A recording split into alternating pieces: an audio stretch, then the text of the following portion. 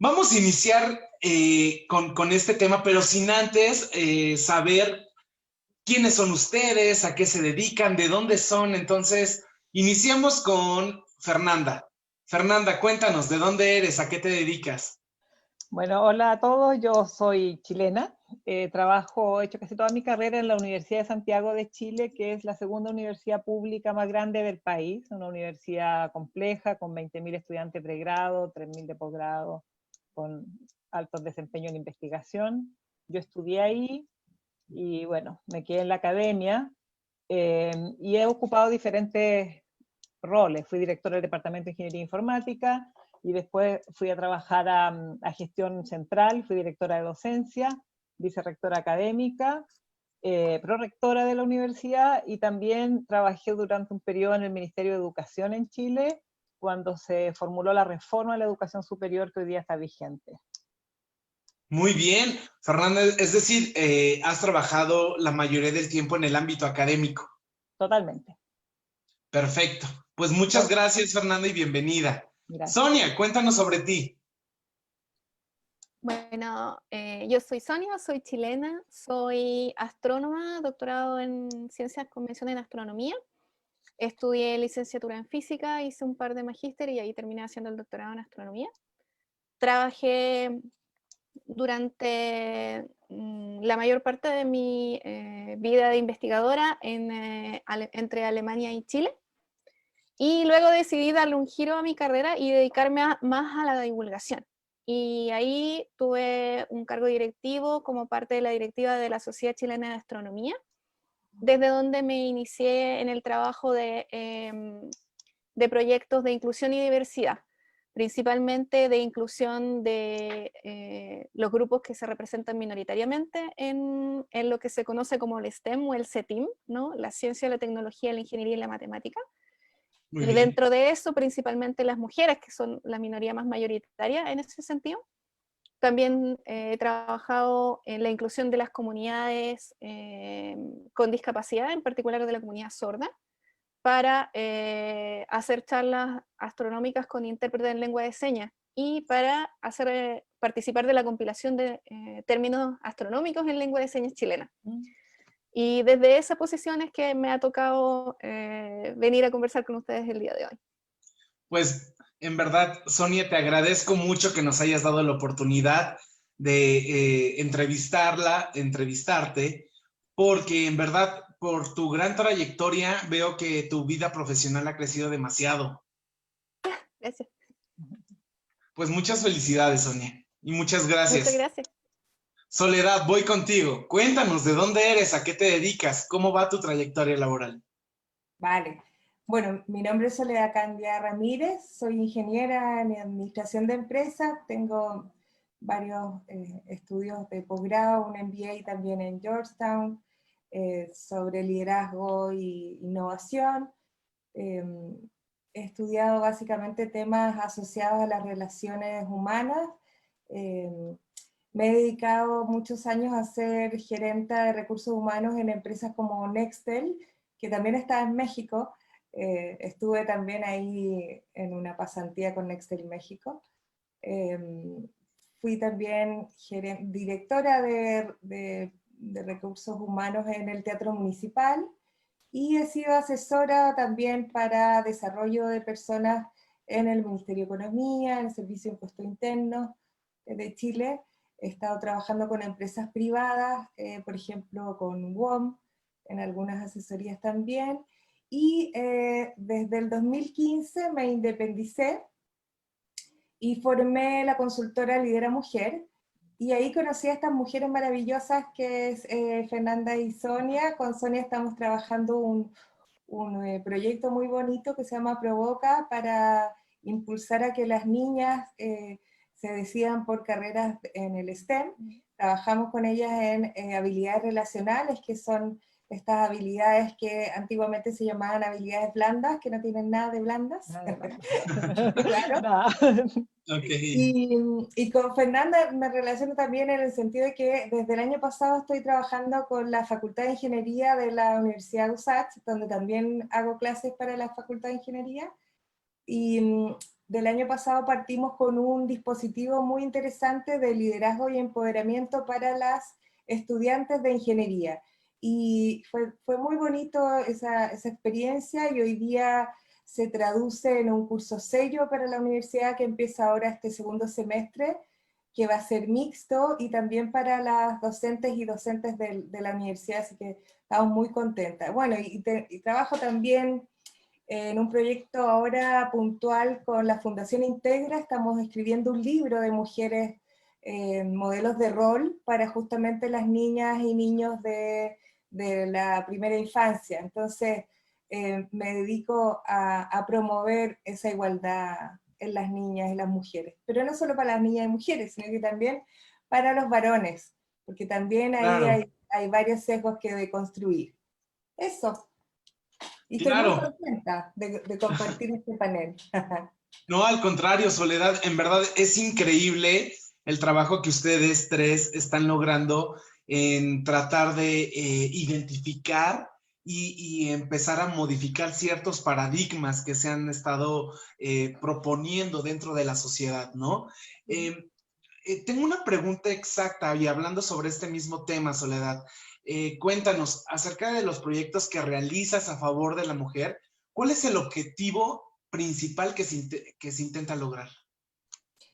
Mira, nosotros lo que buscamos, nuestra visión como equipo de Lidera Mujer, es trabajar por transformaciones culturales en todo ámbito de cosas, porque no solamente desde la perspectiva de género, diversidad e inclusión, sino que también desde los valores que nosotras profesamos, que son el respeto, la igualdad y la valentía. Y en ese sentido, hacer que la cancha sea pareja para todas y todos, y no solamente desde el punto de vista de un mundo binario, sino que de todas las formas de poder ser personas en este mundo, y trabajar eso desde una estrategia como gestión estratégica dentro de las organizaciones, más allá de los derechos, que por supuesto que lo son, más allá de esta mirada de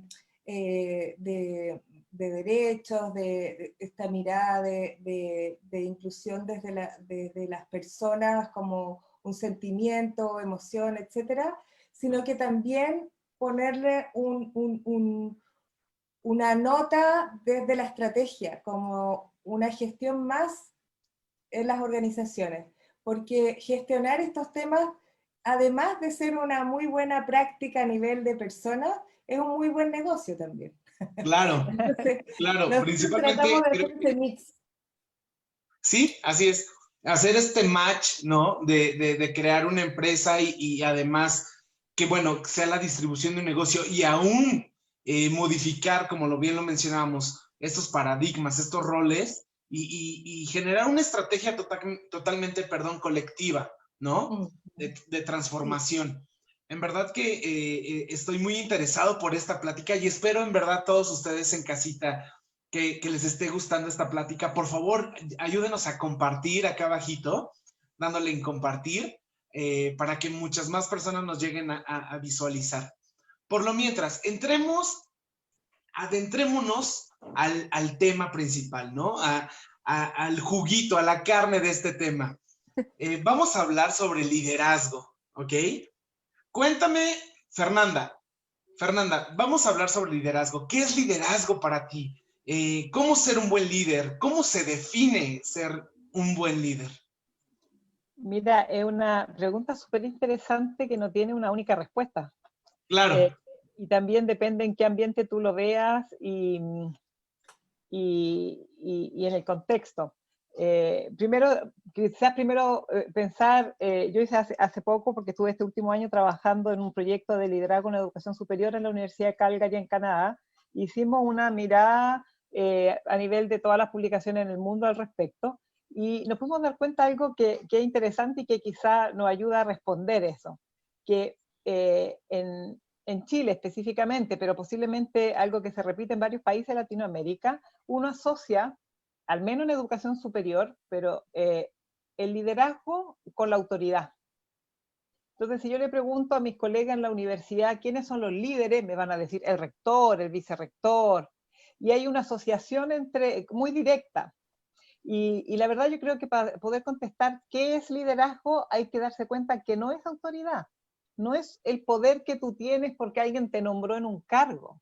El liderazgo tiene que ver con poder movilizar a las personas para llegar a un objetivo común. Y bueno, a veces, yo creo, en mi experiencia, si uno tiene la suerte que tú tienes un líder en un cargo de autoridad, es cuando nosotros logramos ver cambios significativos en esas organizaciones. Cuando tú tienes solamente una autoridad embestida de un poder porque alguien se lo dio, entonces puede lograr cosas, pero las logra porque tiene poder sobre el resto. En cambio, si es un líder, va a lograr las cosas con el resto. Y esos cambios logran ser permanentes en las instituciones y tú logras mucho más compromiso. Y entonces, eso uno puede definir diferentes características de liderazgo. Como estamos hablando de género, uno puede estereotípicamente hablar de características que uno ve más en los líderes hombres, muy distintas de lo que uno habla de liderazgo femenino, entendiendo que son estereotipos, porque hay hombres que se comportan con lo que uno define como liderazgo femenino y viceversa. Claro. Pero uno puede identificar diferentes características, pero finalmente un líder es una persona que tiene un objetivo compartido de la institución, de la organización, claro, no un objetivo personal mío egoísta, y soy capaz de movilizar y de trabajar con las otras personas para que entre todos logremos ese objetivo común. Y para eso hay muchas características, ¿cierto? El poder trabajar claro, en equipo, poder trabajar colaborativamente, el poder crear relaciones de confianza, y ahí uno puede entrar a hilar fino, pero yo creo que eso es lo principal. Y muchas veces nosotros confundimos liderazgo con autoridad, y yo creo que es importante hacer esa distinción.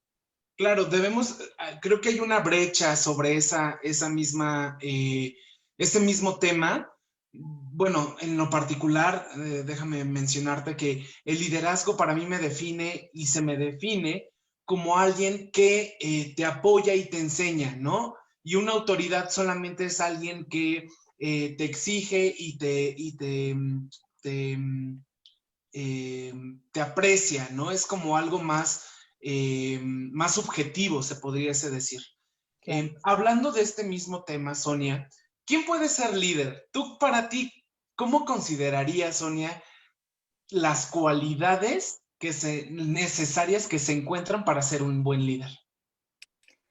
Yo creo que una de las cualidades principales es la capacidad de mantener una visión sin estar totalmente enamorado de esa idea. Con la capacidad de darte cuenta de que si tu visión necesita un ajuste para poder volverse concreta, tú tienes que estar capacitado para hacerlo. Entonces necesitas, por un lado, una cierta estructura que a la vez tenga una parte de flexibilidad, donde tú puedas adaptarte a las cosas que quizás no lograste ver en un principio o que tienes que considerar porque las condiciones cambian, se te viene la pandemia, hay que virtualizar. Todo ese tipo de cosas necesitan de una persona que tiene un eje claro, pero a la vez flexible. Y eso no es tan trivial de lograr. Estamos hablando de algo objetivo y empático. Sí, puede ser también, en el fondo, yo a los líderes los identifico en mi medio ambiente como aquella persona que logra darte el contexto de lo que está sucediendo, darte el contexto de para dónde va un proyecto y de el por qué ese proyecto es importante, el por qué ese proyecto hay que hacerlo ahora y no mañana. El que tiene la figura de todo el proyecto y también cómo el proyecto se enmarca en un medio ambiente clara. Y eso es para mí una persona que te ilumina el camino, ¿no? Que tú lo acompañas o la acompañas porque ves que tiene el camino claro. Y la verdad es que puede que no lo tenga claro, pero lo va haciendo paso a paso con una visión y manteniendo esa pasión, manteniendo esa idea, va de la inspiración a la acción y de la acción al resultado. Claro. Para mí esa es como la vía del líder o de la líder.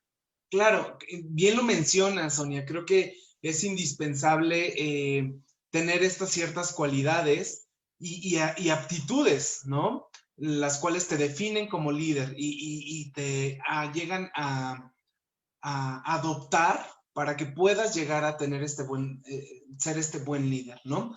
Ahora, hablemos sobre otro tema que es la inclusión. Yo llegué a escuchar que estudiaste administración, ¿cierto, Soledad?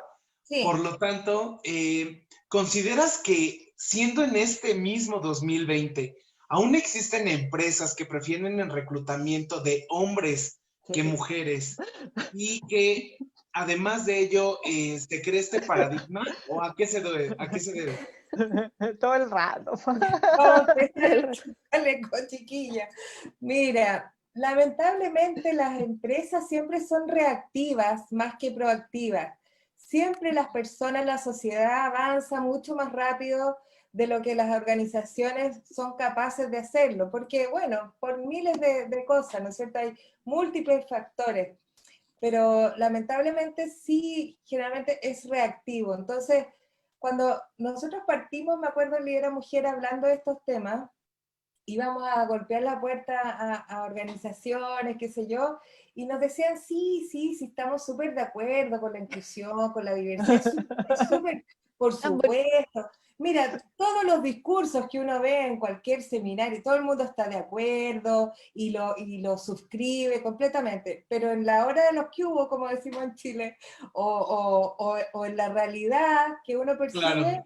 todavía hay brechas en todo ámbito, ¿no es cierto? Brechas salariales, que es como una brecha persistente, que a pesar de un montón de cosas todavía, a pesar de leyes, de acciones concretas, igual permanecen y están ahí como enraizadas. Brechas, por ejemplo, en el tema de que las mujeres participen en directorio o en cargos de decisión, etcétera. ¿Y para qué hablar de diversidad en todo su ámbito? O sea, los grupos de comunidad LGTBI+, o sea, con mayor razón, es como, sí, mira, no, yo creo que la organización todavía no está preparada para abrirse a esta temática porque es más compleja y no sé qué. Hay una resistencia a esta transformación que tiene que ver, yo creo, con varias cosas. Una, porque somos un país, y Latinoamérica en general, es muy como muy apegado a las tradiciones, ¿no es cierto? Tenemos una cultura, bueno, judeocristiana, que viene con una carga ahí también bien compleja, el colonialismo, etcétera, un montón de cosas que nos atrapan. Bien lo mencionábamos, los paradigmas, ¿no? Los paradigmas llenos de sesgos y estereotipos, etcétera. Entonces, pero ¿cómo uno abre camino para esto? Uno tiene que entrar, por lo menos las organizaciones, a mostrar números. O sea, cuando nosotros empezamos a mostrar estudios que han hecho, por ejemplo, en otros países o instituciones grandes como, no sé, la OIT, la ONU, McKinsey, por ejemplo, cuando miden qué pasaría si ingresaran, por ejemplo, más mujeres a las tomas de decisiones en las organizaciones o en los países. Fíjate que estamos hablando, el último estudio de McKinsey decía que habría un avance de un 25% en el PIB del mundo. Eso es mucha Wow. plata, Es una brecha bastante fuerte. muchísima.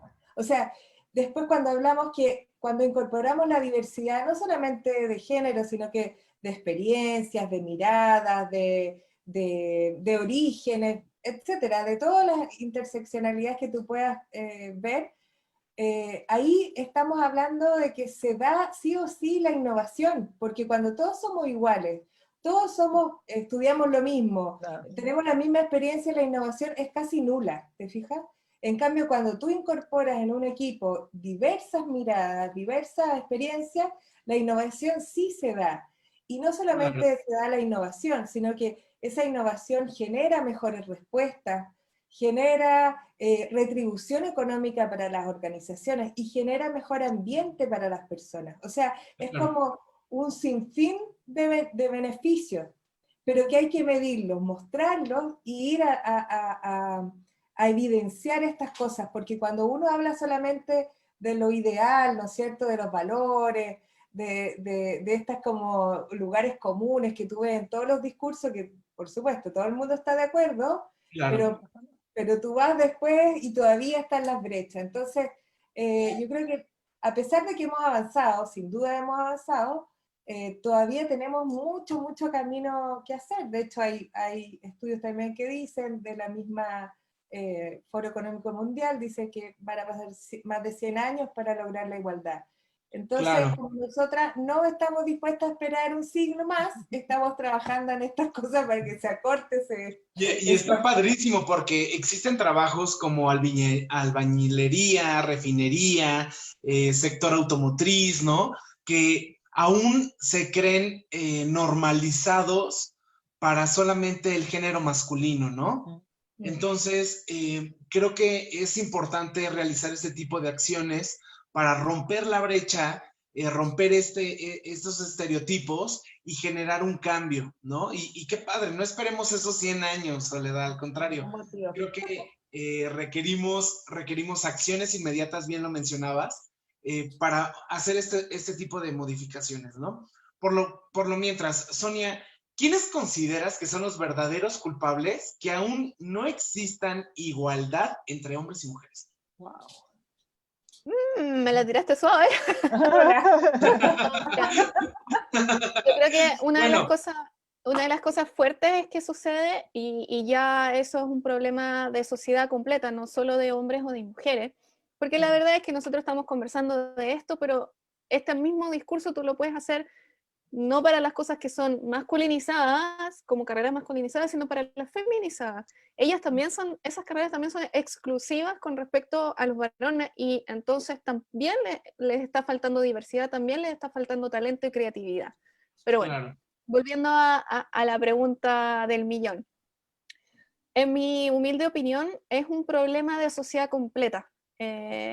La socialización que tenemos nosotros, tanto como hombres como mujeres, o como comunidad entera, pone unas primeras barreras. Nosotros tenemos barreras internas y barreras externas para acceder a algo. Las barreras externas podrían ser, como le contamos nosotros a las niñas, por ejemplo, que una ley no exista que te permita acceder a la universidad si eres mujer o si eres de alguna comunidad, cualquier cosa. Esa es una barrera externa.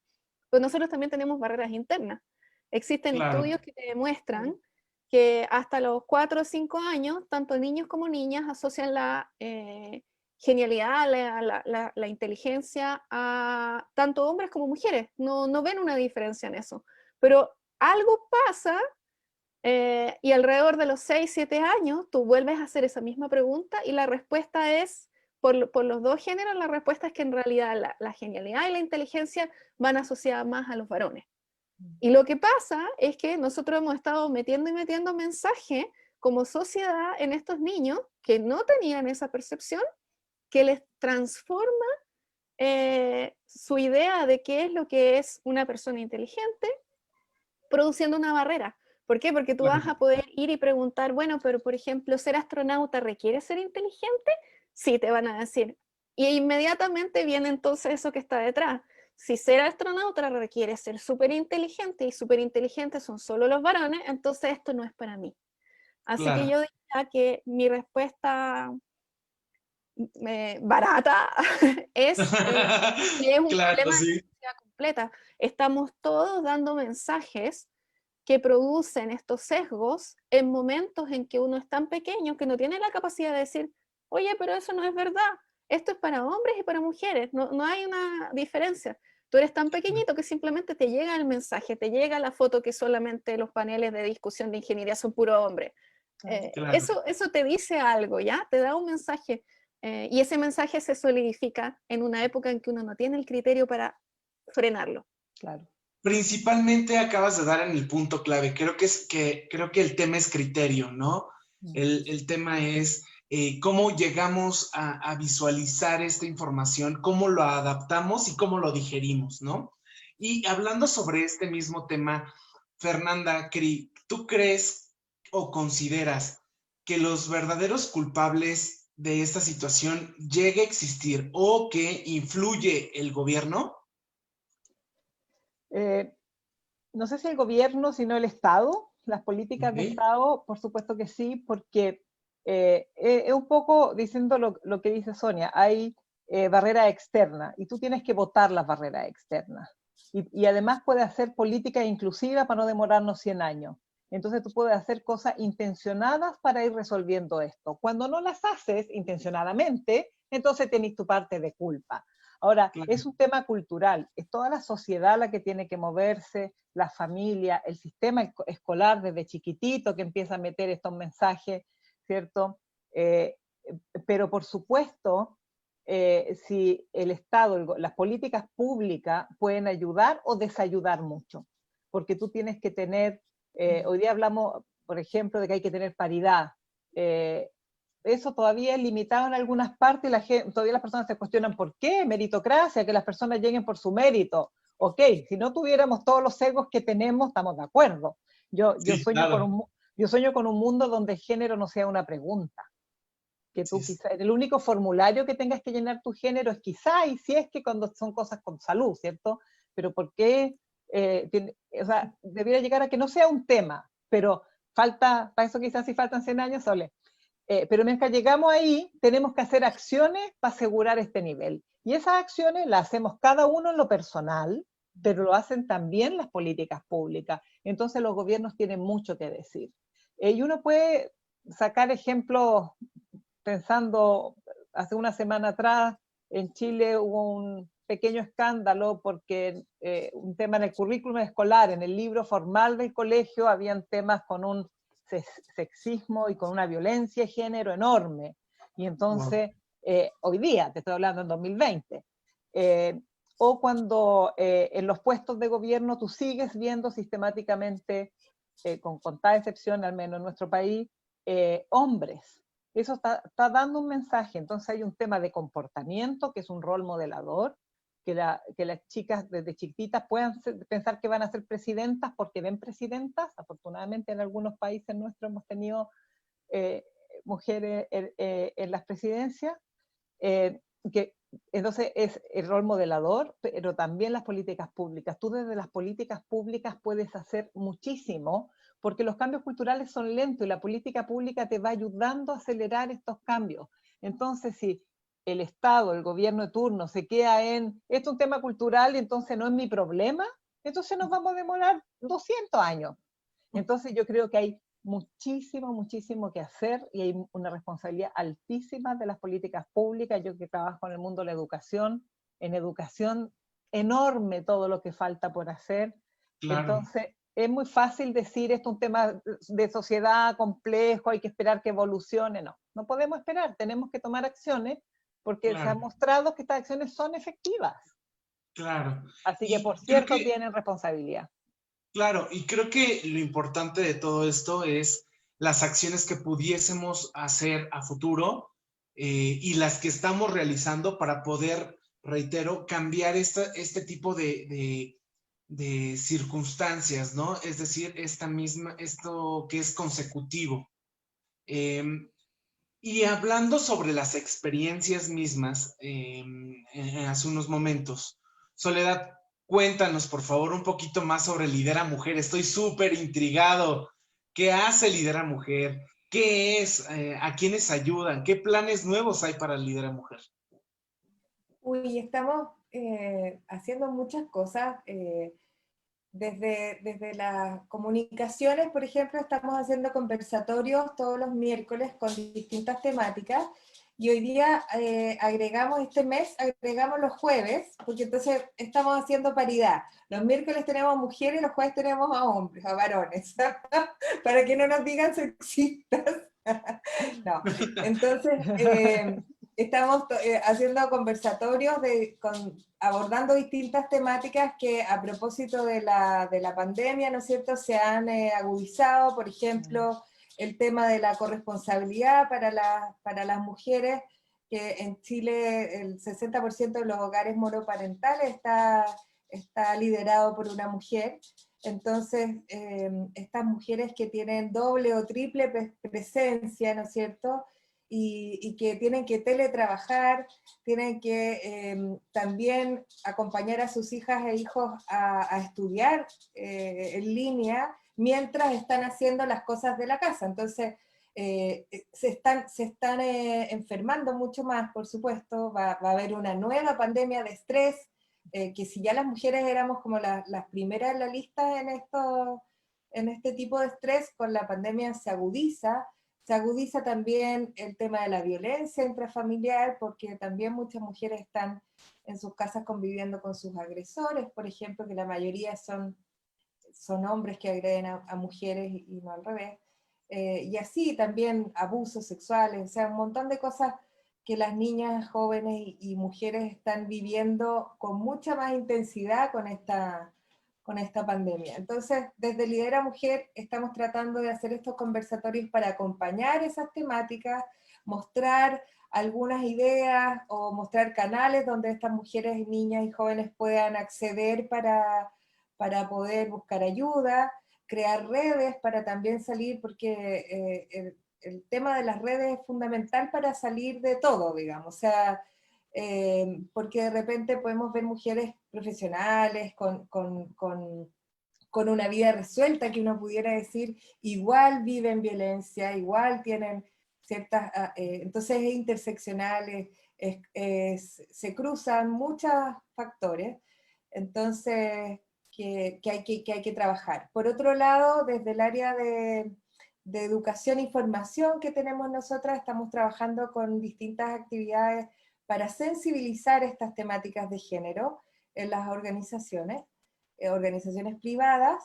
Estamos acompañando a certificar, por ejemplo, a algunas empresas del ámbito de la ingeniería o electricidad, para certificarlas en el sello Iguala, que es una nueva norma que tiene Chile, así como las normas ISO, que antiguamente eran como, indispensables en las empresas para poder exacto, desarrollarse. indispensables. Hoy día yo espero que esta norma también sea pronto indispensable, porque si tú te fijas, desde el mundo, digamos, de Europa, de Estados Unidos, estas políticas ya han avanzado más que en Latinoamérica, y muchas de estas empresas que nos llaman, no nos llaman porque a ellas se les ocurrieran desde Chile, la gran mayoría, perdónenme las que nos han llamado, pero es verdad, o sea, es porque sus casas matrices que están en Europa o en Estados Unidos, las están como apurando para que tengan el mismo nivel que tienen estos otros países. Entonces, y ahí hay un tema, porque si desde el liderazgo de aquí, digamos, de las casas matrices de acá, no están 100% convencidos, es muy difícil hacer la transformación. Y eso es súper importante. Siempre tenemos que partir, no sé si convenciendo, sino que más bien sensibilizando a las personas que ejercen el liderazgo, porque si no partimos de ahí, el resto de la organización simplemente no lo toma. Es como cuando tú vas a instalar un nuevo sistema. Claro, el directorio está súper de acuerdo, o la persona de tecnología está de acuerdo que hay que cambiar ese sistema, pero si tú no sensibilizas a todas las personas que van a usar ese nuevo sistema, van a seguir usando la planilla Excel, ¿te fijas? Es como lo mismo. Claro, creo que es como... El tema cultural es lo mismo, hay que sensibilizar primero y después tú entras a trabajar en las políticas internas de la compañía, en los beneficios, en todo el ciclo de vida de las personas dentro de la organización. Eso hacemos con Lidera Mujer, acompañamos ese ciclo de vida dentro de las organizaciones, y en el ámbito de educación trabajamos para acortar brechas en tema, por ejemplo, del lenguaje no sexista en la educación. Hemos acompañado a varias empresas de ámbito educacional, y también estos trabajos que estamos haciendo con las mujeres en ingeniería, con las niñas en STEM, hoy día con la Fundación Integra para las niñas y niños de preescolar, justamente trabajando estos sesgos primero. Muy sensibilizar bien. Para sacar los estereotipos, derribar los muros. De hecho, es lo que estábamos comentando, ¿no? Crear conciencia y empezar a trabajar de una forma totalmente ambigua, ¿no? A lo que estamos acostumbrados. En México decimos, si la cabeza está mal, el demás cuerpo va a estar mal, ¿no? Entonces, tenemos que cambiar y romper esos paradigmas. Ahora, Sonia, tengo mucha curiosidad, y creo que no tan solo yo, sino todos nuestros televidentes y radioescuchas y diversos personajes que nos están escuchando o viendo. ¿Por qué enfocar tus esfuerzos en equidad de género e inclusión dentro de la Sociedad Chilena de Astronomía? Bueno, la verdad es que desde mi respuesta personal, por decírtelo así, Claro. yo partí, yo partí estudiando ingeniería en una facultad, en una universidad muy grande en nuestro país, la Universidad de Chile. Una facultad que en esa época tenía 8% de presencia de mujeres entre los estudiantes, las estudiantes y los estudiantes. Y era complejo, era complejo. Yo venía de un colegio mixto, así que no era para mí un tema como relacionarme con varones.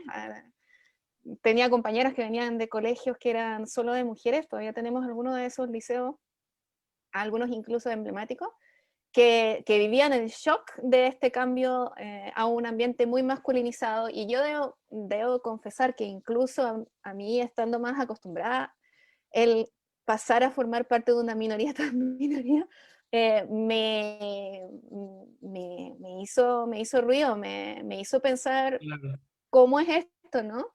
Eh, claro. y, y bueno, y de a poco, mientras después se me ocurrió hacer física nuclear teórica, que era aún peor en términos de cuán minoría me iba convirtiendo.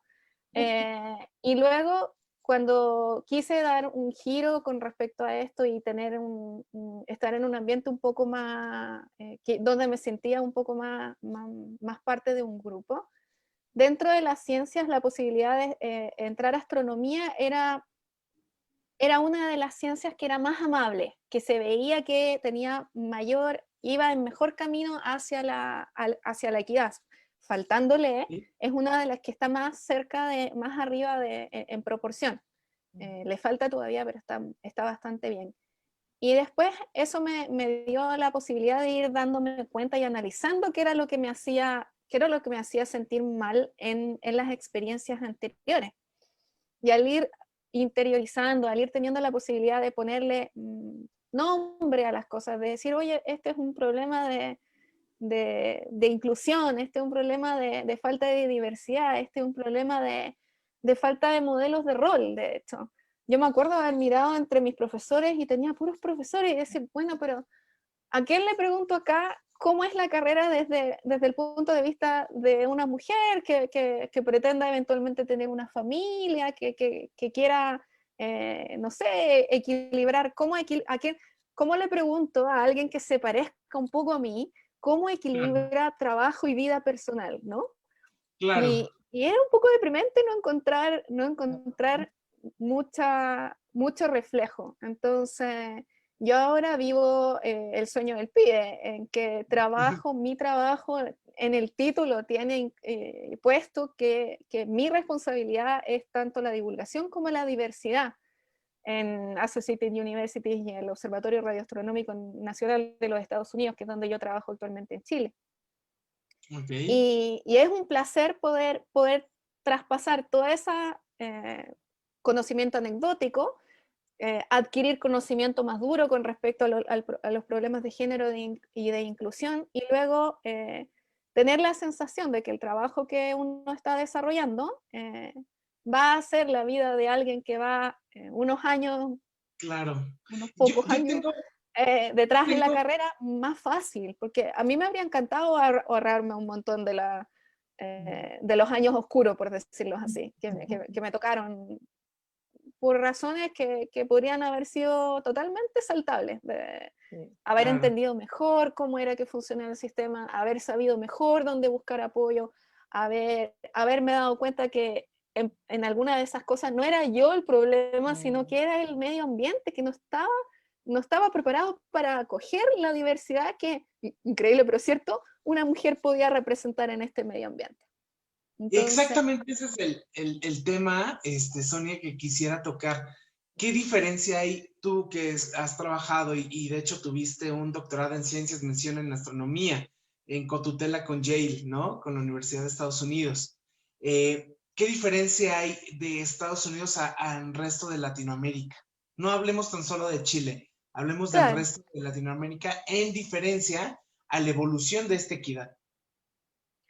Mira, la verdad es que yo tuve suerte al poder participar de ese programa y allá no es que uno viese equidad perfecta, pero había ya, yo te digo, yo fui el 2002 al 2004, una cosa así, ya había movimientos muy fuertes en términos de estudiar y entender estos problemas. De hecho, a mí me tocó, y le agradezco muchísimo, una profesora de física que se llama Meg Urry, que era parte de la directiva en el departamento de física en Yale, que me becó para que yo fuera a participar de un congreso dedicado completamente a la mujer en ciencia. Y este congreso, yo creo que debe haber sido el 2002 o el 2003, este congreso, estaba celebrando los 10 años de un charter en Baltimore que había hecho las primeras recomendaciones con respecto a cómo avanzar, hacer el avance de la mujer en la ciencia. Entonces, desde ese punto de vista estaban adelantados, lo que no significa que hubiesen ya roto todas las barreras. Meg Urry creo que era una de las primeras directivas que había logrado llegar a un puesto como ese siendo mujer. Pero para mí fue un regalo haber podido tener esa experiencia y haber escuchado de un montón de mujeres sus experiencias en el doctorado, cuáles habían sido las dificultades, qué les había pasado, si habían tenido familia mientras estudiaban, cuán complejo había sido, cómo el sistema quizá ni siquiera tenía permisos maternales porque no se les ocurría la posibilidad de que una mujer cayera en edad fértil justo cuando está entre los 25 y los 35 haciendo su doctorado. ¡Qué Claro, sorpresa claro. que tuviera un hijo entre medio! Entonces, todas estas cosas fueron una educación y preparación para el trabajo que tengo el día de hoy. Yo creo que es muy importante hablar sobre este mismo tema, sobre la educación, ¿no? Sobre lo que nosotros estamos formando, ¿no? Y hablando sobre ese mismo tema, creo que tenemos aquí una experta, Fernanda. Fernanda, en cuestión al sector de la educación, que, bueno, tú has estado trabajando en educación superior, pero también trabajando con la misma del Pinar o de la Reforma de Educación de Chile. ¿Tienes algunas cifras sobre este tema? Es decir, ¿cómo vamos evolucionando en cuestión al género y cómo lograr la diversidad de género en la educación chilena?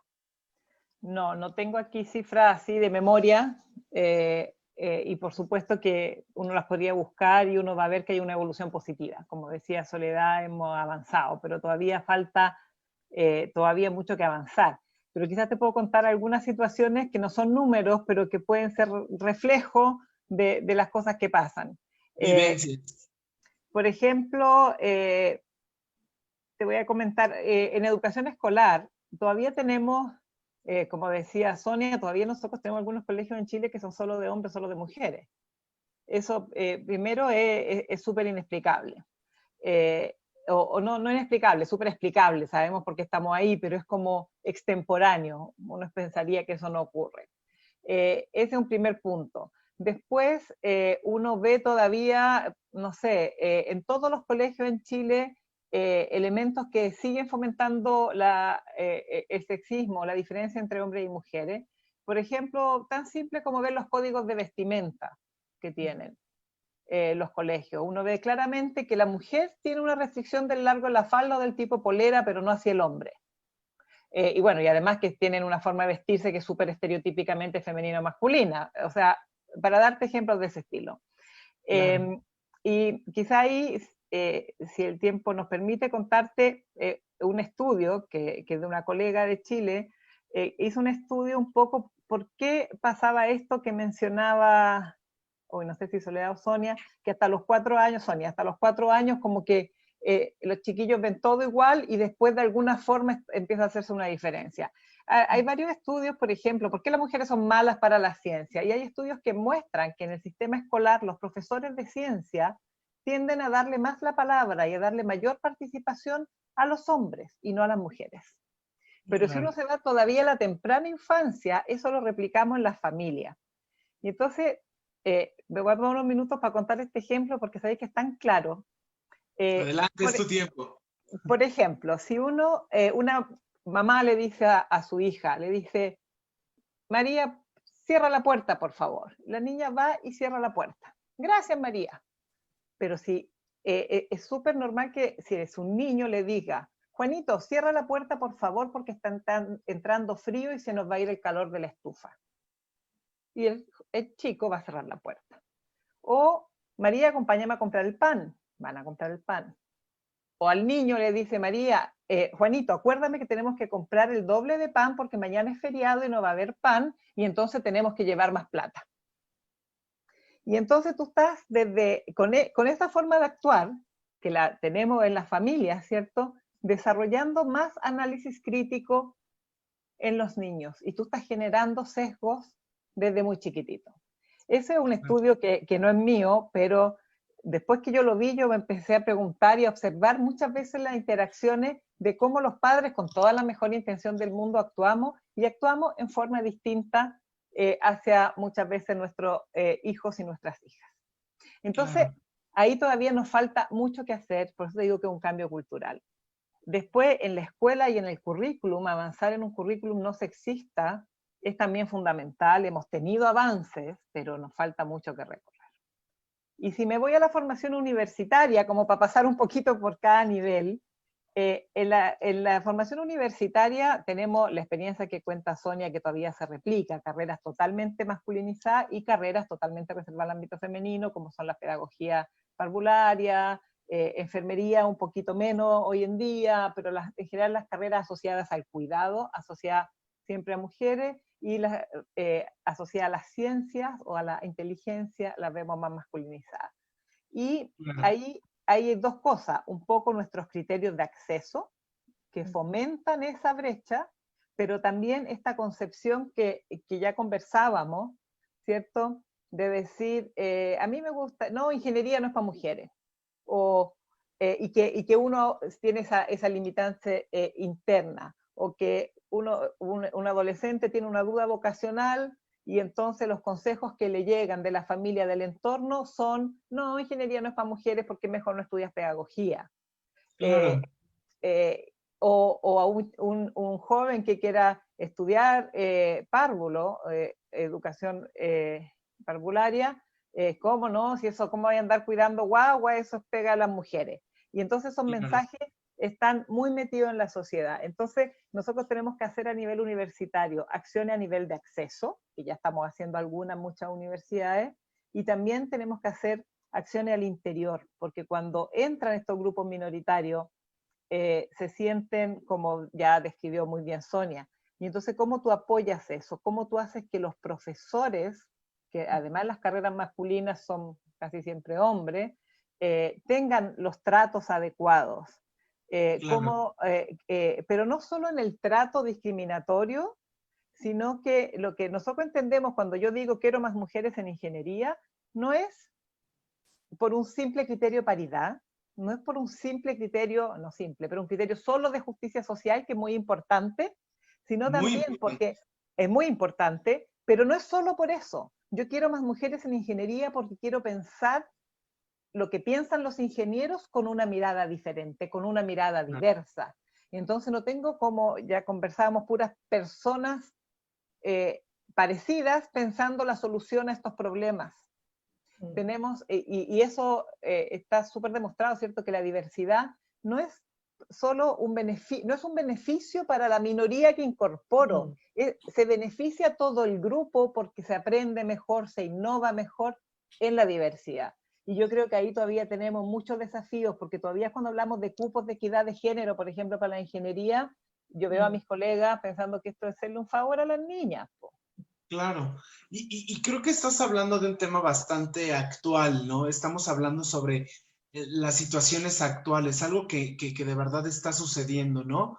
Bien mencionabas las situaciones sobre la educación e igualdad, ¿no? Las diferencias que existen desde la misma casa, ¿no? Y las percepciones que tenemos sobre los valores arraigados, ¿no? hablemos sobre actualidad. Actualmente tenemos un problema muy fuerte a nivel global llamado SARS-CoV-19. Desafortunadamente, este virus ha llegado a invadir todo el mundo.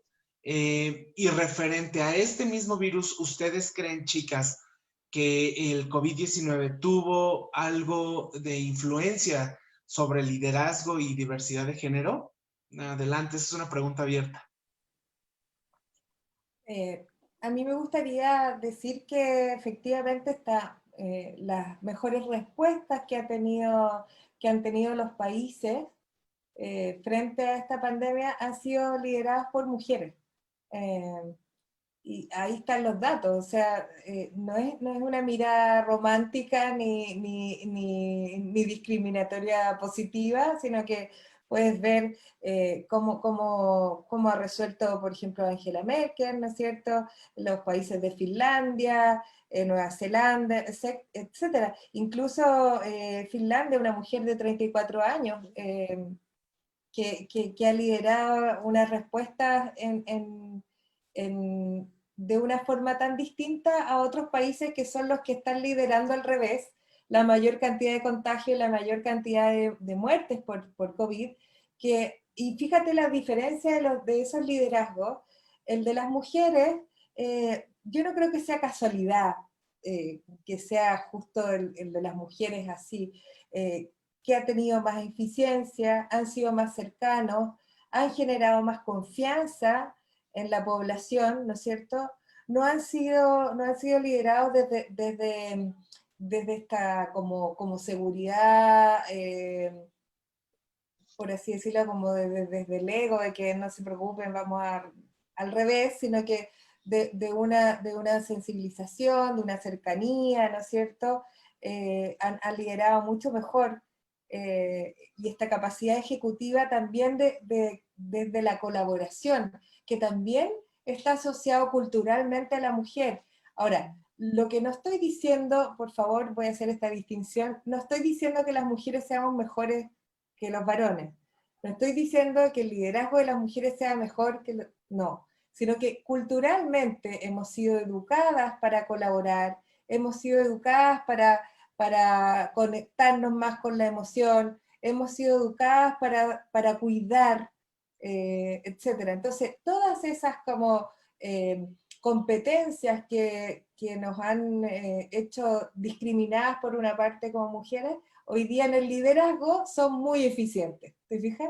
Al revés. Entonces, justamente para liderar esta pandemia, yo creo que ese estilo de liderazgo culturalmente estereotipado desde la mujer ha sido mejor, digamos.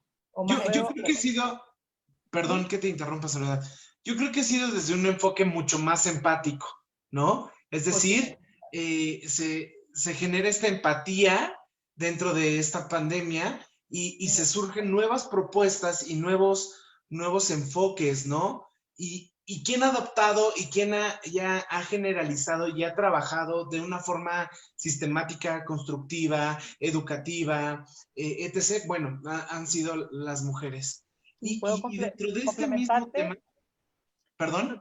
Quería complementarte algo, porque en el fondo lo que ustedes dicen, lo que dice Soledad y lo que dice tú, Omar, son lo que normalmente se asocia en la literatura con liderazgo femenino. Orientación a las personas, cooperación y colaboración, poder actuar en muchas direcciones, o sea, tener varios frentes abiertos, una conducción más horizontal, no autoritaria, sino que poder trabajar, ¿cierto?, en conjunto y tener lo que decíamos al principio de nuestra reunión, tener flexibilidad para ir adaptándose al cambio.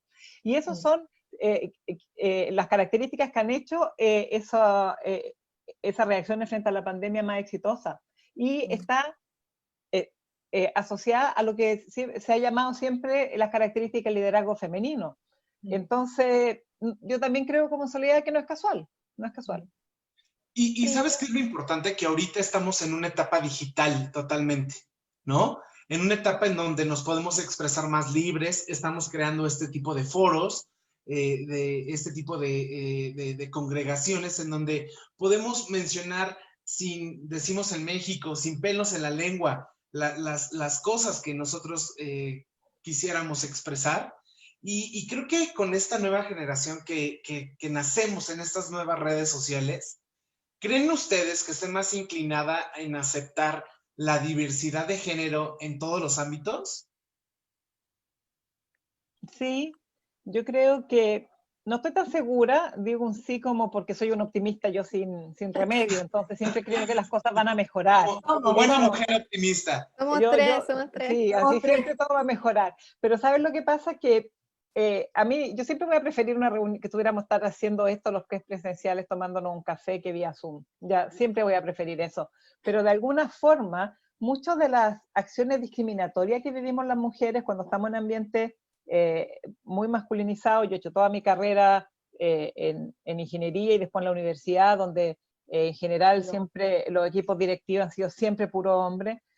Muchas de esas, lo que se llama microdiscriminación, ese comentario, eso que te hacen todo el día y que en el fondo uno aprende, quizás un mal aprendizaje, hay que desaprenderlo, a dejarlas pasar para poder sobrevivir en esos ambientes. Algunas de esas se eliminan con esta interacción. Porque, por ejemplo, ustedes ahora, nadie de los que nos está viendo tiene idea del largo de mi falda.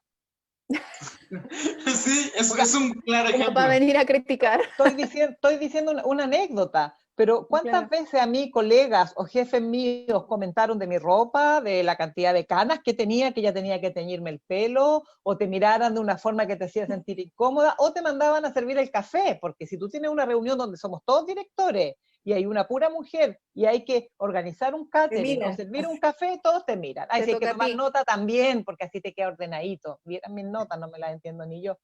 Pero entonces, de alguna forma, yo creo que la formación virtual tiene pros y contras.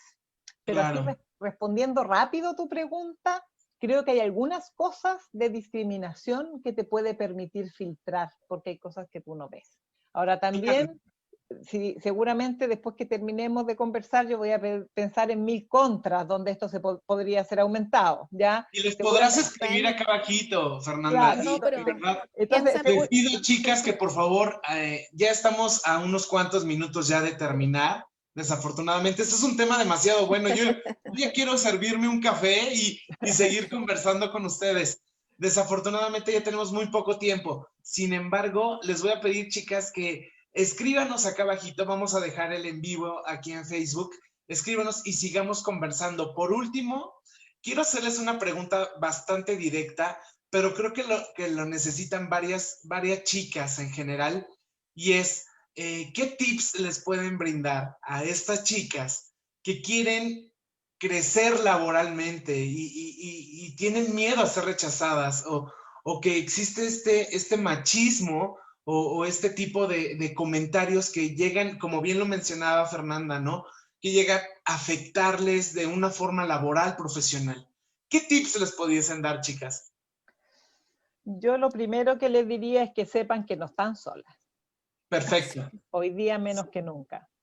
Muy bien. Sonia. Yo lo que les diría efectivamente es que sepan que no están solas y por eso mismo que se junten y se apoyen. Y la otra cosa que les diría es que al menos a mí lo que me funciona es saber más. Si yo tengo una duda, estudiar más. Si yo creo que hay una habilidad que me falta, ir a encontrarla. Y probablemente eso es parte de mi síndrome del impostor, donde me sobrepreparo para todo. Pero la verdad es que una manera fácil de contrarrestar un comentario inadecuado es tener buenas razones en contra. Y para eso estar bien educada sirve. Muchísimas gracias. Y por último, Soledad, ¿qué tips tenemos? Comparto todo. Me parece que una de las cosas más importantes es formar redes. Estar juntas es fundamental y lo más importante para salir de cualquier tipo de brecha o de violencia o de círculo negativo. Juntarse con otras pares, juntarse, buscar modelos de rol, inspirarse con otras mujeres, leer a otras mujeres, seguir a otras mujeres, buscar la historia de otras mujeres para inspirarse y para ver si ellas pudieron, también nosotras podemos. Y lo otro, por último, yo diría que siempre estar trabajando en tus habilidades relacionales. Las habilidades técnicas son súper importantes, por supuesto, es la base de ser una profesional, pero las habilidades adaptativas son las que hacen el valor diferencial entre una y otra persona profesional. Y para mí, una persona que lidera, un buen líder, una buena líder, es una buena persona. Y para eso hay que trabajar con las habilidades relacionales, sí o sí. Ese es como mi resumen. Pues muchísimas gracias, en verdad. Quiero agradecerles muchísimo, chicas, por brindarnos este espacio, por llenarnos más de información, por darles armas a estas chicas que nos llegan a ver, a todas esas mujeres emprendedoras, que vean que no están solas, que no tan solo ustedes viven o vivieron, perdón, estas etapas, ¿no? Tenemos mujeres de éxito, aquí las podrán ver, son unas mujeres llenas de éxito y pues no me queda más que agradecerles a nombre de Plandemia que nos hayan brindado este espacio tan gratificante y tan jugoso, tan lleno de vida, ¿no? En verdad les agradezco. Por último, no olviden por favor suscribirse en nuestro canal, es decir, darnos like y compartir este mismo video y todos los videos más de todos nuestros Lab Orators. Nos encuentran en plandemia.com y en todas nuestras redes como Plandemia. Mi nombre es Omar Camacho, les agradezco mucho, en verdad, a ustedes, chicas, y a todos ustedes que nos llegaron a ver en vivo. Muchísimas gracias. No me queda más que despedirme. Que tengan una excelente tarde, noche, días. Que tengan muy buen día. Chao, gracias. Chao, Omar, muchas gracias. Chao, Chao.